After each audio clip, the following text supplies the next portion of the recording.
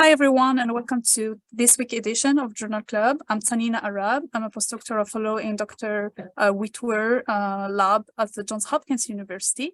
And today we have the pleasure to welcome multiple speakers and multiple authors that contributed to work about EV surface profiling using mass spectrometry and proximity assays.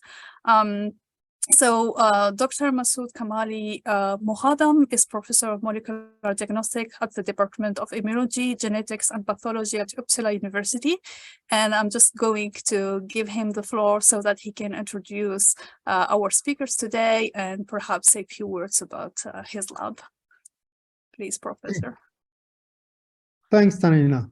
And also thank you, both you and Kenneth, for the invitation.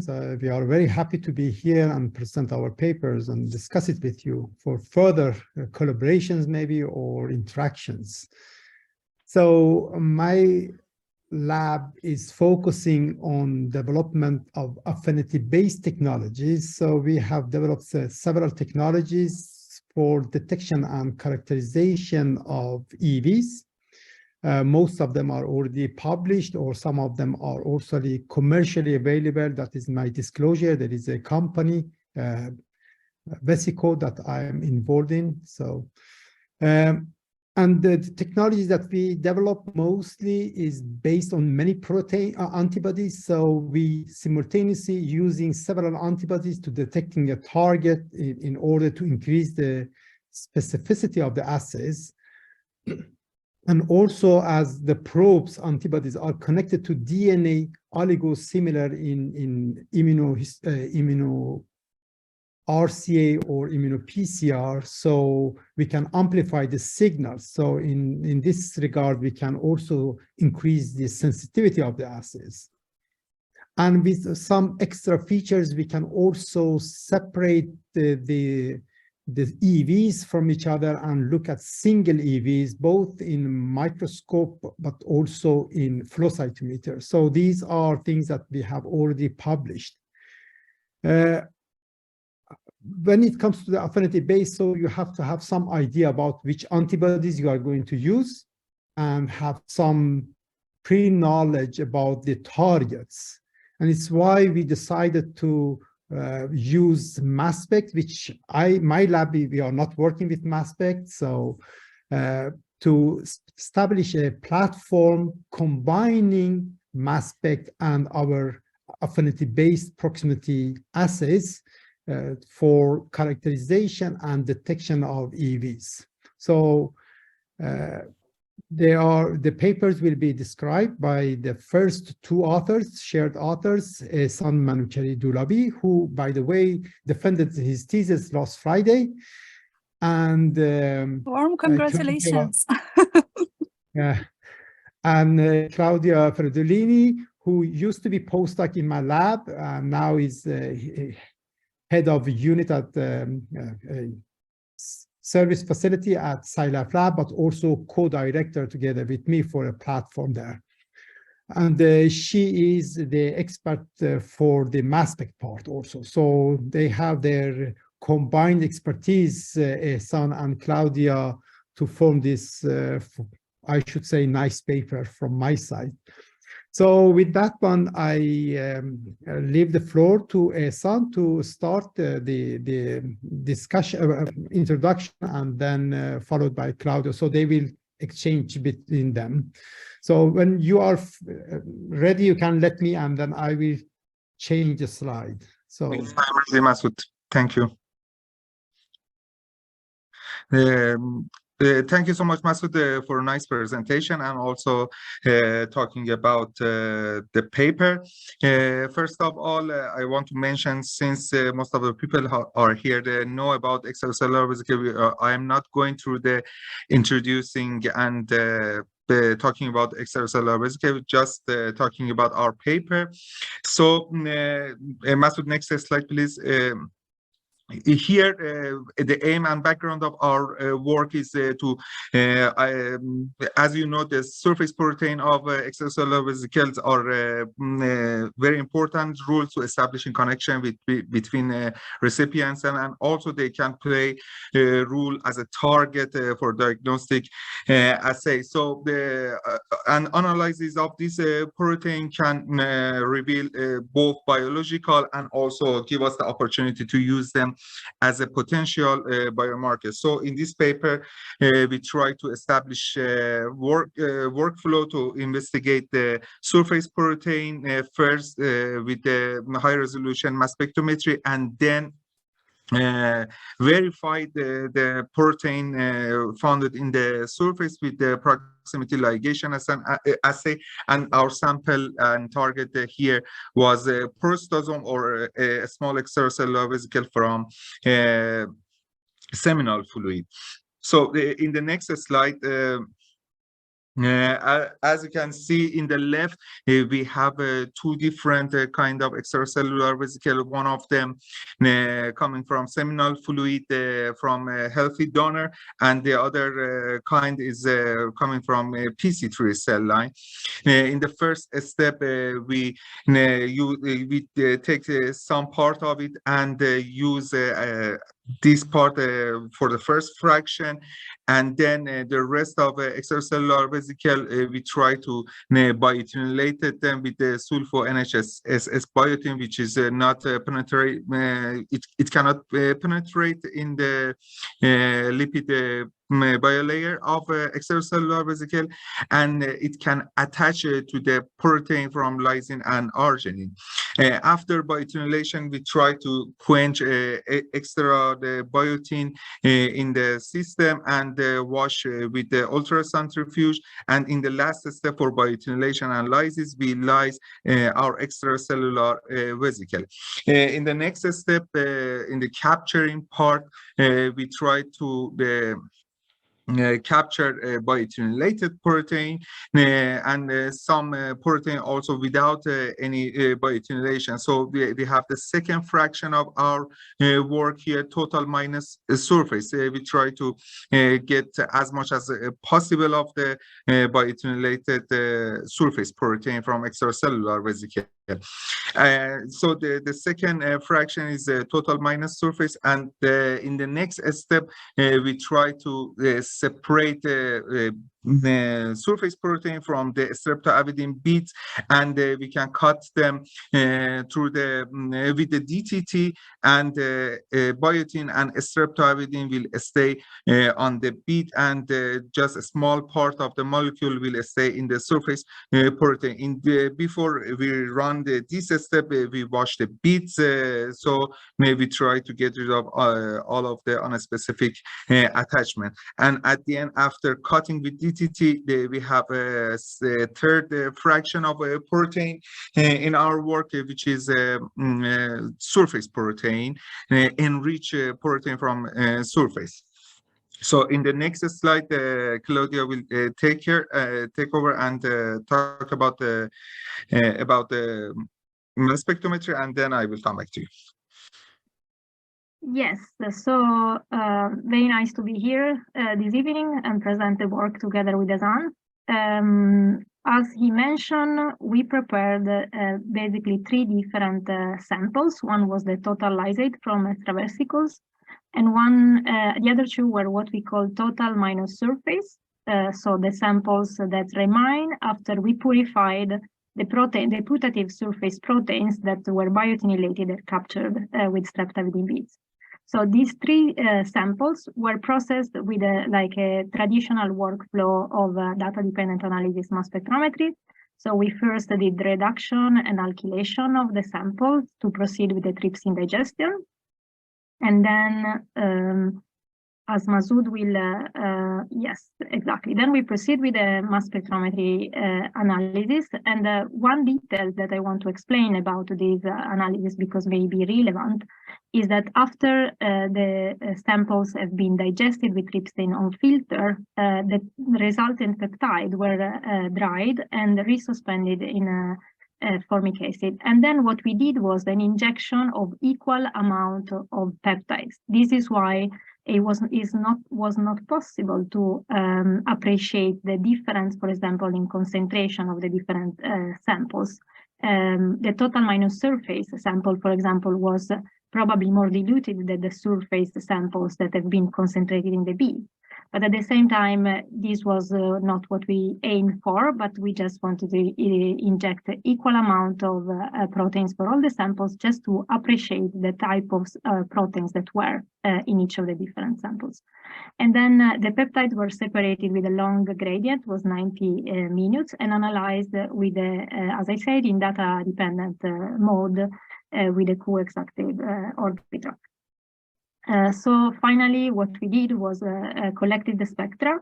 We used a software called Proteome Discover, which implements a sequence algorithm to identify the protein and match the spectra with the theoretical spectra of the human protein database that we downloaded from UniProt. And the criteria to accept the protein identification was that we had to have at least 2 peptides and 95% confidence level. So our aim was to identify, proceed with robust identification of proteins that were putative surface extravesical proteins. And for this reason, we have done several replicates. The schematic of the replicate was a little bit different depending on the samples. So when it comes to total lysate prostasan, we had 2 biological samples, and each of them represented a biological replicate. When it comes to the instead to the identification of surface proteins, we had 2 biological samples again, but one of the sample 1 was run only in 1 replicate, and sample 2 was run in 2 technical replicates. That gives us the possibility to understand the reproducibility of the results that we generated. And if you look carefully at the Venn diagrams, you can see that there is quite good overlapping across all the replicates. However, there is an higher overlapping when we are talking about the technical replicate. And this is because our, let's say, workflow by itself was quite reproducible. Nevertheless, we expect to have some difference in different biological samples. In the next slide, you can appreciate it even more because there we perform a correlation between the normalized PSM that we are using here as a unit to evaluate the amount of each protein in the sample. And when we try to correlate the normalized PSM between the different replicates, you can see that both in total minus surface and in surface, despite the correlation is quite good across all the samples because the coefficient of correlation range between 0.84 and 0.97, if I remember. The 2 replicate 2 and replicate 3, which are the technical replicate, have actually a better correlation. So this just confirms like the good quality of the results that we were having.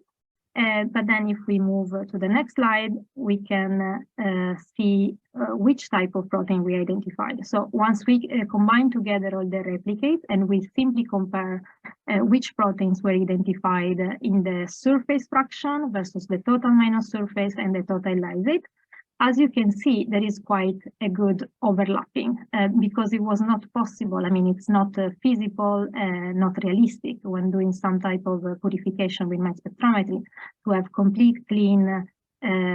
completely clean sample of surface protein or the total minus surface fraction completely separated. That is not possible because there is some sort of overlapping between the samples due to the fact that the surface proteins that were biotinylated may not have been purified at the level of the depletion from the sample. So some surface proteins are still in the total minus surface sample. And at the same time, some of the proteins that were in the lysate that now represent the total minus surface may have been bounded to the beads in a non-specific way. So what we observed is quite common. However, it gives us a good indication of which were the proteins that were more enriched in the surface fraction. Proteins that were common in the common, let's say it's common between the different samples were, for example, CD9 or CD151, which are proteins that we can expect.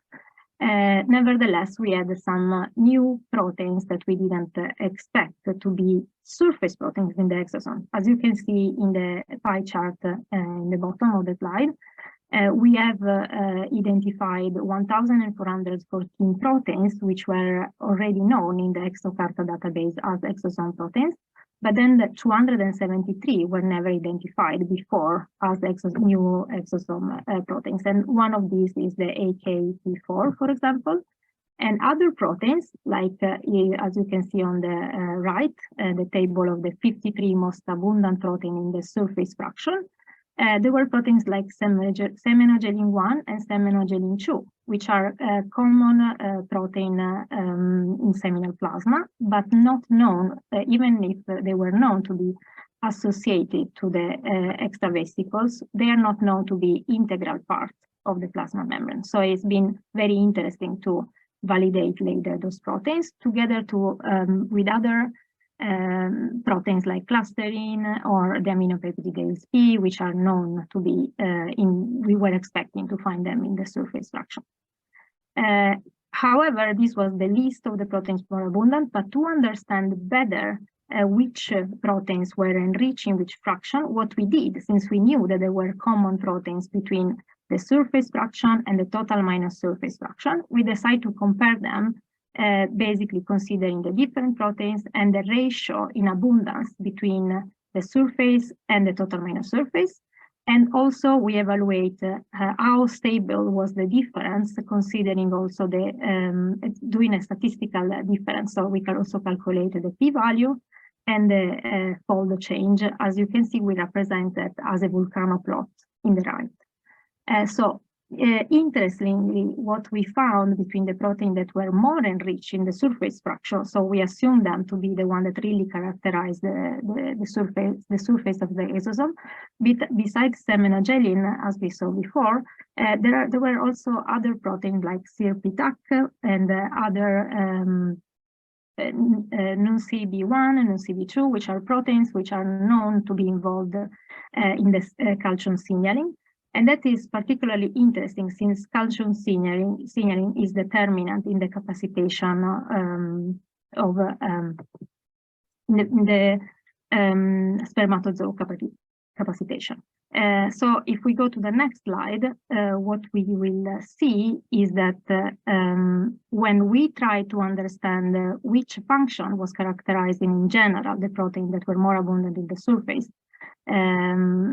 basically, you can see on the bottom right, is indeed the calcium function, and that is a determinant for, as I said, in the capacitation of the spermatozoas. But also what we observe is that most of the surface protein are characterized in respect to those that were left in the total minus surface fraction to be part of the extracellular region of the protein. And this is what this indicates is actually simply that many of the proteins that we have identified are probably known as circulating proteins, but indeed may be actually part of extracellular vesicles, and in the extracellular vesicles circulate and explain their function. One of the functions that have been hypothesized for this type of extravesical surface proteins is that one to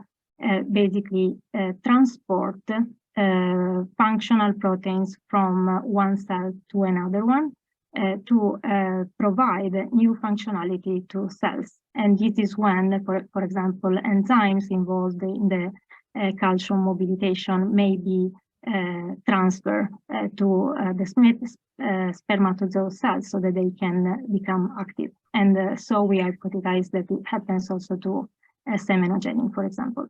But then we after we understood that some of these proteins were part of the surface, we decided to validate, and now Ehsan will explain you how we validate the presence of those proteins in the surface of the extracellular vesicles. Okay, thank you so much, Claudia. After we ran mass spectrometry and we found several biomarker or a protein on the surface. So we try to validate our finding on the extracellular vesicle with two different techniques. One of them is solid phase PLA, the upper one, which is based on the qPCR, and the other one exo-PLA, which I will talk about them, but I will talk about both of them. So the exo-PLA is also based on the flow cytometry. Masood, please. So first, if I want to talk about the exo-PLA, in exo-PLA, the system, which is a solid support base, we have in the upper left, we have beads and antibody and two different oligonucleotide. One of them is biotinylated and the other one is conjugated to antibody. These two oligo hybridize to each other, and so the antibody connected to the beads, and these oligo contain lots of use. So in the next the almost last step, we can cut them. But after making this solid support, we can capture our extracellular vesicle with a different marker like CD63, CD9, and then after capturing our extracellular vesicle, we can, after each step, we can wash, so we can get rid of the unspecific binding or complexity of the matrix. So in the in the next step, we have beads combining with the extracellular vesicle, and here we have 4 different probes. These probes also contain oligonucleotide, 3 of them, which is they are in color coded. They produce a signal, and the gray one can hybridize and can hybridize with all 3. And usually we use most common marker on extracellular vesicle like CD9, or in case of extracellular vesicle, in here CD10. So in the next step, after we adding probe and find the target on the surface of the extracellular vesicle, we add the circularized DNA. It can hybridize in both probes, and also we have the 3 different circle DNA which connect in all of them. After this hybridization and ligating of the oligo together, we can release extracellular vesicle plus probe from the bead by UNG digestion. And after this digestion, we can run rolling circuit amplification plus oligo detection containing different fluorophore, so we can detect the single or individual extracellular vesicle with the flow cytometry. So in the next slide, we use different marker that are enriched based on the mass spec data, like seminogen-1, CD59, PSA, PTDGS, ACAP4, and CRISPR and ACPP, and different. We use a different combination for prostosome, PC3 exosome, and also we have a negative control. And as you can see, we have 4 different subpopulation in each sample. Some of the population in Q4, usually you can you have just one expression of one of them, like seminogen in the left, and in Q1 and Q3 in the graph there are duplicated and double positive, sometimes seminogen in PSA and seminogen in CD59. And in the Q2, there are some individual extracellular vesicles which are expressing all 3 markers at the same time.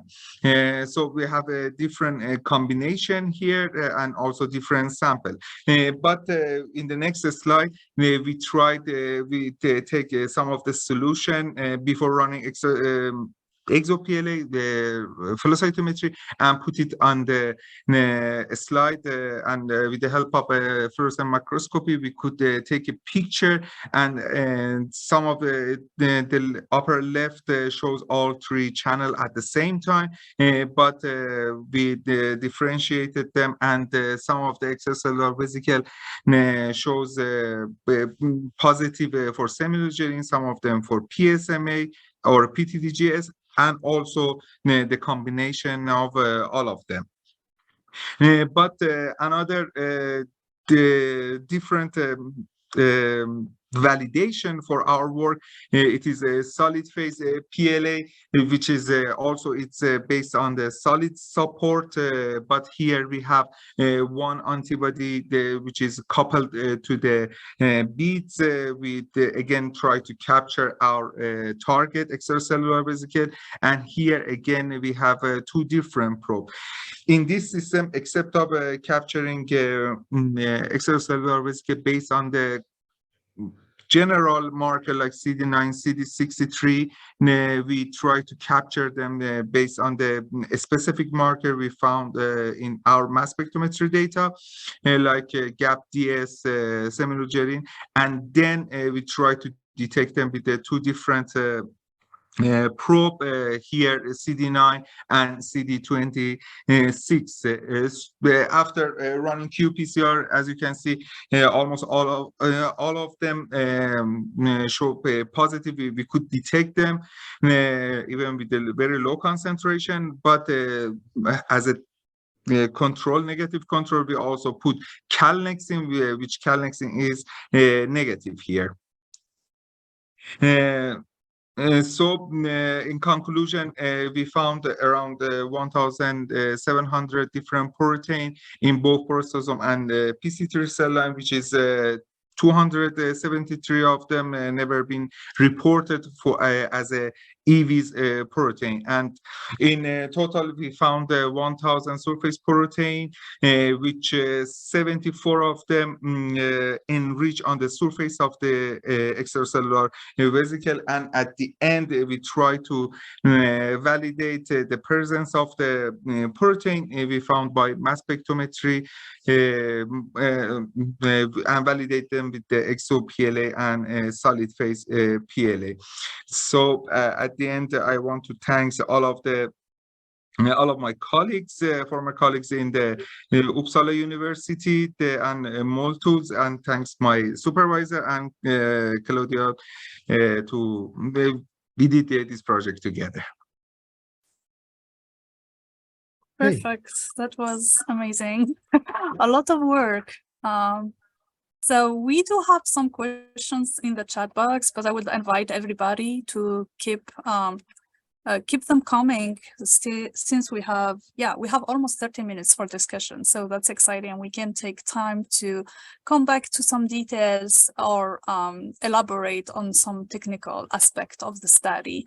So the first questions, I would say, because they still are from Tanat Pitakbut, and I think you can be able to unmute yourself now and ask your question.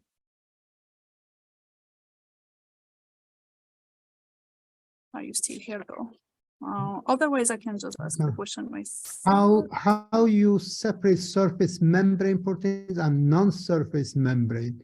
So that was, I can start with that one, but then Claudia and Ehsan can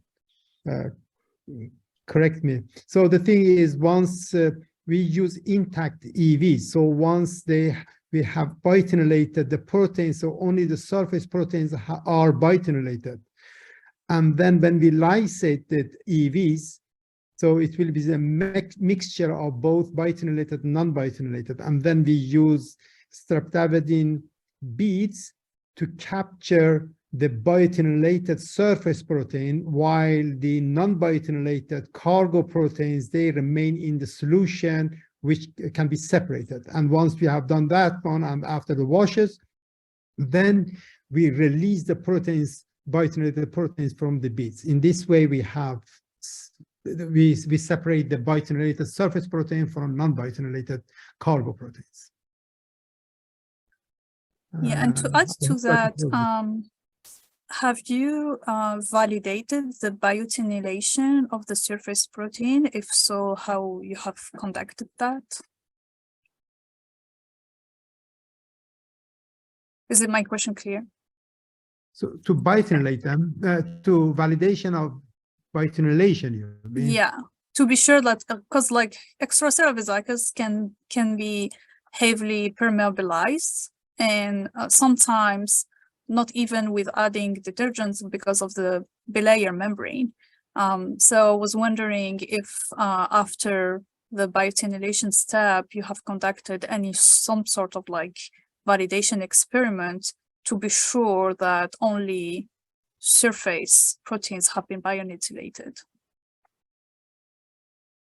Yeah, that has been done by using, I think for the surface protein, so non-biotinylated have been analyzed, wasn't so? Because those are also analyzed by MS. So we know which R is in the cargo and then, but I am not sure if it's a quite right answer to your question. So after to somehow showing that a cargo protein is not biotinylated, that is what your question, yes. No, we haven't done that kind of experiment. I'm not sure. But actually, like answering the question by analyzing the non-biotinylated material by mass spectrometry, I guess going through the list of protein, you could have, based on the literature and any past or like previous work, go through the list and see if there is any cross-contamination between. Yeah, that has been done. Yes. Yeah. So you answered the question. So still the same.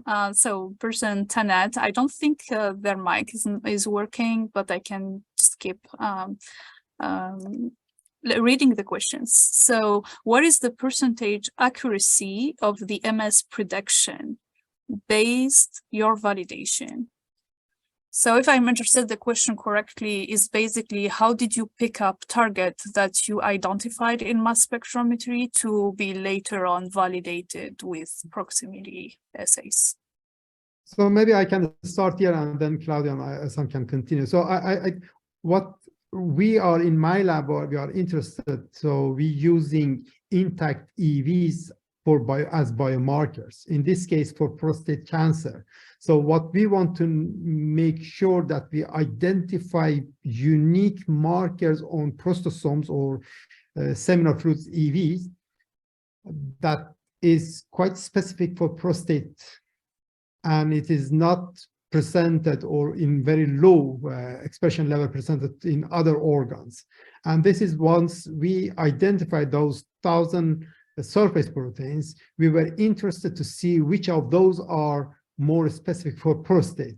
And those, the list that Ehsan showed, some of those, they are more prostate specific markers or proteins. And we chose those for the validation to look at the intact proteins or intact EVs by both flow and PCR. And that is actually because the next step is that we are going to validate that in patient samples, prostate cancer patient samples. So we have done only a small cohort, but now we are right now analyzing a larger cohort of prostate cancer patient samples and comparing to controls using these kind of combinations that have been validated in this work. Yeah, that's the same question. I'm going to skip for just a second a Rihanna question to just complete with this with questions from Tahand.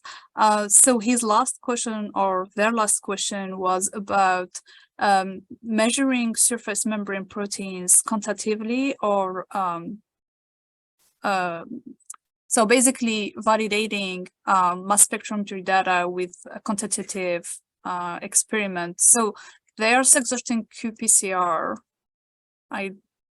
What do you think? Validating proteomics data with qPCR for proteins of interest. Actually, this is an interesting point, because usually like reviewers may suggest ELISA assays to validate mass spec data. What do you think about qPCR or any sort of this quantitative or semi-quantitative experiment for MS validation? Masood, can I answer? Sure.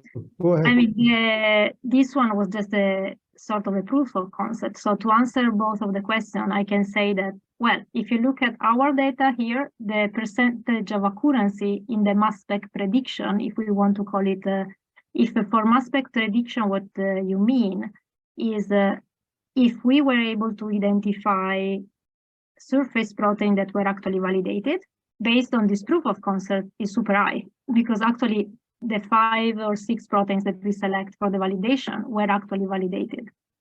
And then we can then say, state that, yeah, we were very good in predicting protein that at the end appear to be in the surface. And the other thing is that the validation, for example, the solid phase PLA, it's a semi-quantitative method, and it's assimilable to an ELISA. Then I would not consider the qPCR in this case only because, I mean, there is no, it's not the validation of a mass spectrometry experiment in which you analyze a global proteomic of a sample and you're trying to do then genetic data or other type of analysis to confirm the same target. In this case, what we were doing, it was just like what we had to verify if a protein is really in the surface or not, as we expect. And so what we did was set up an assay that is very much look like an ELISA because it's a sandwich assay with a capture antibody and detection antibody. And we can also call it semi-quantitative because there is no standard and it's impossible to have a standard in this case. So this is why it's semi-quantitative. It's not quantitative because an ELISA is quantitative because you have a recombinant protein that you can use as standard. Here we don't have the same type of synthetic vesicle, for example, that you would use as a standard. And I was curious about that because you have been capturing with an antibody and then using CD9 or CD63 as detection rate. So I was just curious. So I was just curious, what have you tried CD81 as well, like the third famous tetraspanin, or what was the rationale behind not using CD81? In this experiment, we didn't have a CD81, but generally we have, here we chose the marker or like CD9, CD63, CD26, and CD10, which are highly expressed in our result. So based on our result, we use this type of marker. So we capture them with CD9 or CD63, and for the exo-PLA, we use common probe like CD10, which is and CD26, which is highly expressed, and then other specific marker. But usually the CD81 is working in our system, but based on our data, we choose these markers. I see. When you say based on your data, means mass spectrometry data, like Exactly. CD81 was not detectable in the mass spec, or can you elaborate a little bit here? I don't remember exactly the whole data, but we could detect the CD81 also, but CD9, I think it was more abundant. So the idea here, it was only to validate the presence of those new markers on the surface as an extra validation. And that is why we chose 2 of the most common markers on prostosomes that we know. Most prostosomes, they are very heterogeneous also, but most of them, they have that. So we use them as probes, and then we use these new founding markers as a capture, the antibodies as a capture, just to validate them. So I think it could be 81 also, but in other assays we have used 81, but not in the published paper. So that is. It was just a curiosity because it's actually the expression of 81. I check it now. Was less than CD9 and CD63. Yeah, so more abundant. Those 2 more abundant for this batch of prostosomes that we have. Yeah, and this gives actually good insight into what can be happening biologically, right? And some mechanistic investigations, because Sure. sometimes like we just like target all the citraspanin and we just like focus on present and absent, but having this kind of semi-quantitative or quantitative assays where we can appreciate the abundance of each citraspanin may be helpful towards developing studies around mechanistic and biogenesis of EVs. So this is very exciting. All right, so Rihanna, you are next. Are you still here, and can you unmute yourself so that you can ask your question? I changed the settings, right? Yeah. Okay, that's fine. I can ask it on your behalf. So the question was, how much EV material did you use to start the fractionation of surface proteins and non-surface proteins and beads enrichment? It seems there should be some material lost in their steps as well. Okay, that's fine. She just said that she cannot unmute. It's okay.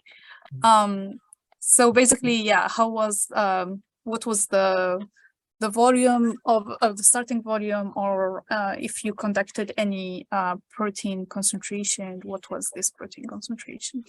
Actually, I can answer this question, Masood. Yes, So the concentration of a starting point, it was 2 milligram per ml.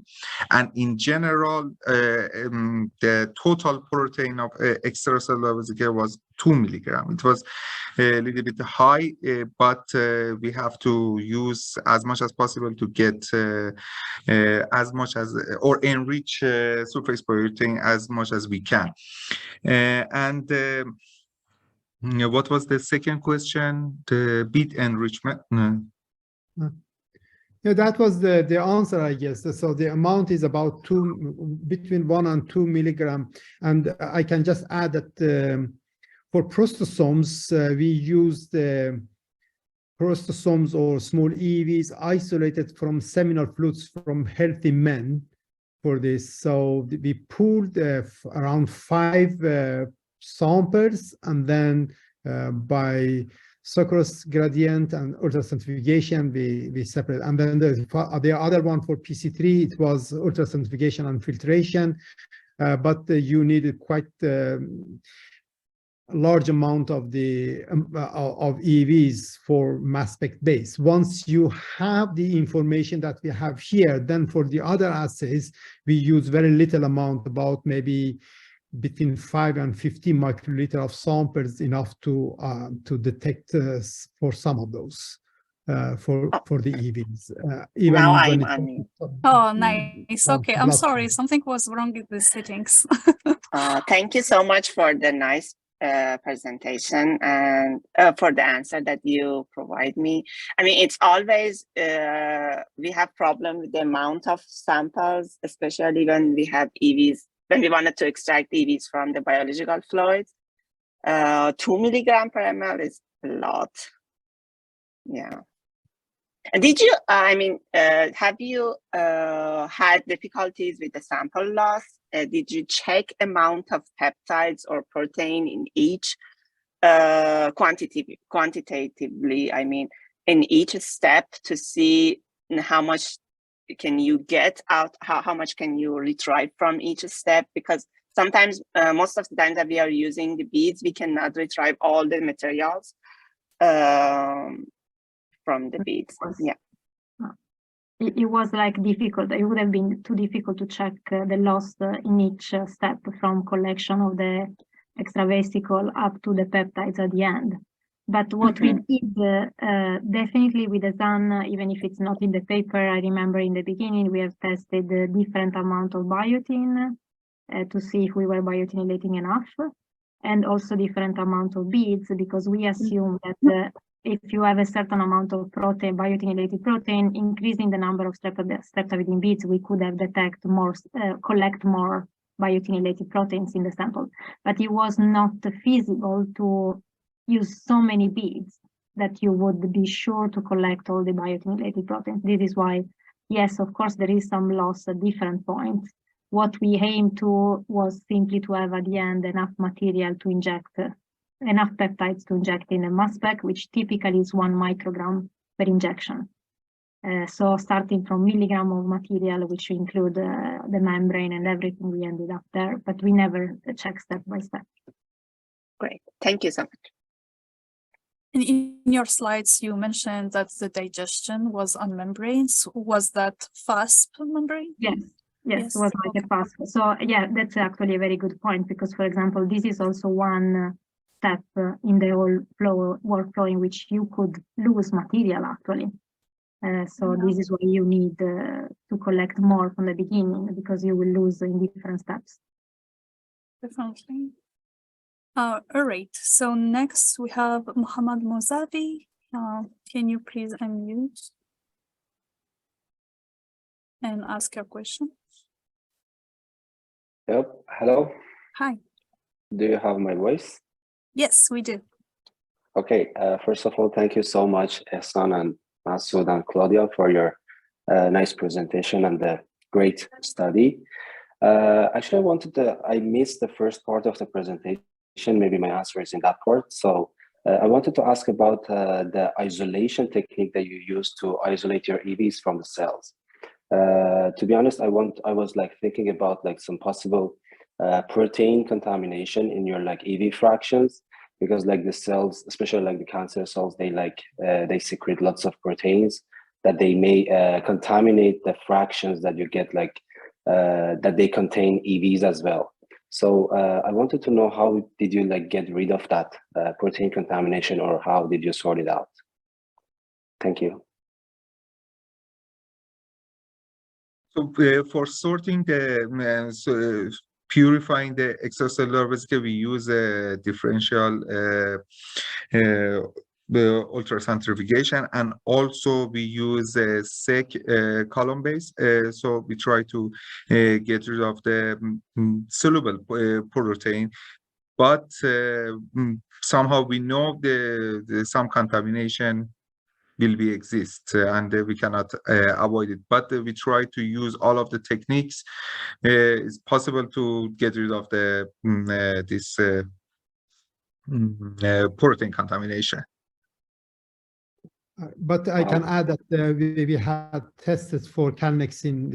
They were negative calnexin when it comes to the batches that we use here. So that is also a proof which is necessary nowadays for showing the purity of the sample. So that we have also done.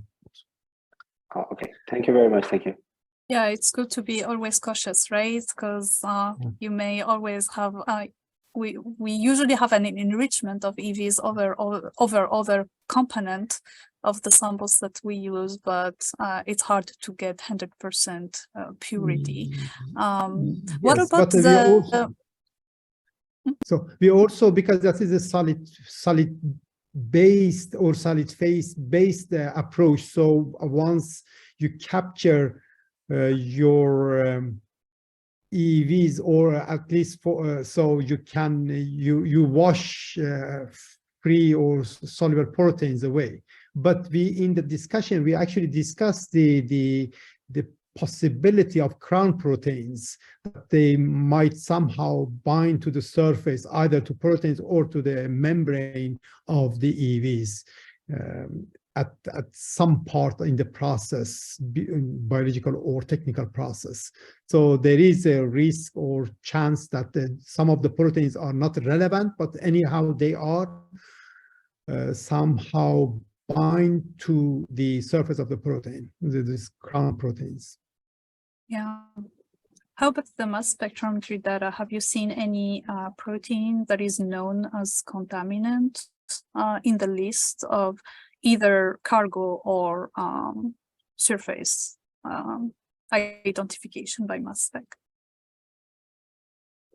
I mean, there were, as you saw from the Venn diagrams, some of the proteins were overlapping with the total lysate of the exosome, and then there were some proteins that were like cytoplasmatic or like, of course, of cellular origin, but it's difficult to discriminate. I don't know if Masood and Ehsan wants to add some. Because some proteins, I mean, it's difficult to say I think the answer was given by Masood, because if there is or not calnexin can make a difference, but for many proteins they can be both contamination, can be a part of the cell, but also being in the extravesicle. So it's difficult Yeah, to say. definitely. Yeah, I was just curious if like you search for calnexin, calreticulin, or any like reticulum and plasmic Golgi, like the known contaminant in the EV feed in your list of identified proteins, and what was the outcome? At least for calnexin, and that was actually by Western blot that we did before MS. So that was for the purity of the batch, which was negative. But and then I don't remember if we had any hits for calnexin in our aspect data. Yeah. Mm. Okay, sounds good. And you mentioned, Claudia, that the workflow for mass spectrometry was that data independent or data dependent? Was data dependent. Dependent. Yeah. Okay, so what was it? Top 15? Top 10? I think top 10. Yeah. Top 10. Okay. So this can be also like, I would like actually your point of view on that, because of your expertise in mass spectrometry, and how this can be like kind of a bias, because only the major proteins in the samples are identified, right? So when you use a targeted approach like this one, do you think we are missing on informations? Although I know it's hard to do a data independent experiment with mass spec. It's time consuming, and it can make the mass spectrometer unhappy. I think, yeah, of course, there is the bias in any mass spectrometer experiment in which you use data dependent analysis, is that you will most likely identify the most abundant proteins. But I think in a sense here, it could have been an advantage when you have when you want to understand which proteins were really enriched in the surface fraction. Since, as we said, it was impossible to separate completely surface fraction and what was the supernatant, so totalized minus surface. Then having the identifying the most abundant proteins was like also giving us the opportunity to understand which proteins were in proportion enriched in the surface. And I think that was clear when we did that, when we compare the surface versus total minus surface, and a protein like semenogelin was present in both. So the difference was not super high, while there were other that were clearly high enriched in the surface as well, or more, even more. Yeah, there is no perfect method, but all of them are very informative. All right, so we have a question in the chat from Sharanaj. Can you please unmute and ask your question? See you. Yeah, cool. Hi, yeah, wonderful talk. I was actually intrigued by, so many proteins present on the surface of exosomes. Just trying to see, is it like probably a collection of exosomes, right? So I was just wondering that the predominant surface proteins that you identified, did you consider like directly visualizing by immunogold labeling and seeing under an electron microscope?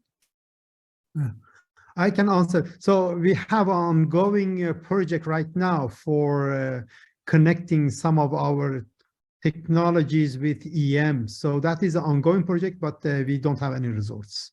And actually, we have some challenges also. Thank you. Yeah, anything that uses antibodies is challenging. Yeah. And I would also like stress that you in the paper you stated extracellular vesicles, right? You didn't like separate exosome from ectosomes, so it's extracellular vesicles, because exosomes are these population from the endosomal origin. So just like to clarify that there is no misunderstanding, but it's just a general extracellular vesicles and not targeted to exosomes. It was a kind of discussions with the reviewers also, so back and forth, and then we end up with small EVs. Small EVs, okay.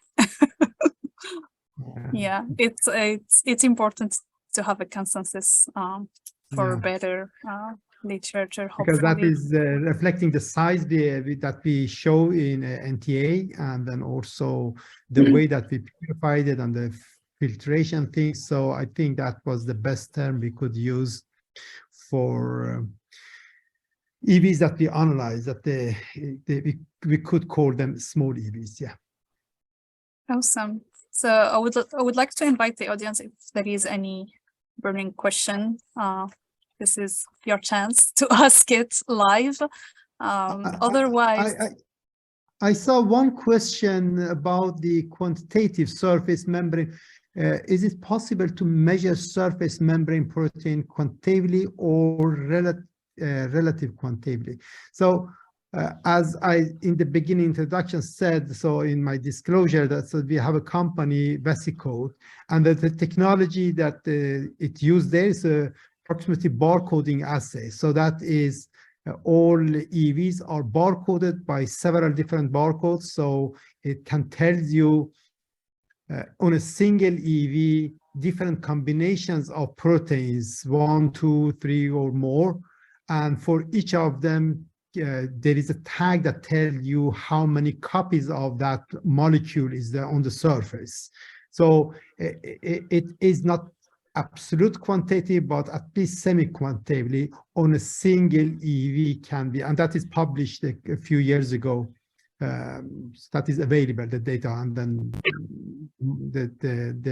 the method is commercially available. this is awesome. Well, if there is no further question, actually, we're good on time. There is only 3 minutes left. So thank you so much for our speakers today. It was a really amazing talk and work as well. And I really enjoyed the discussion with you all.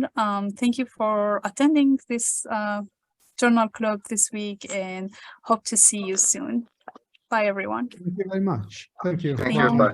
Bye.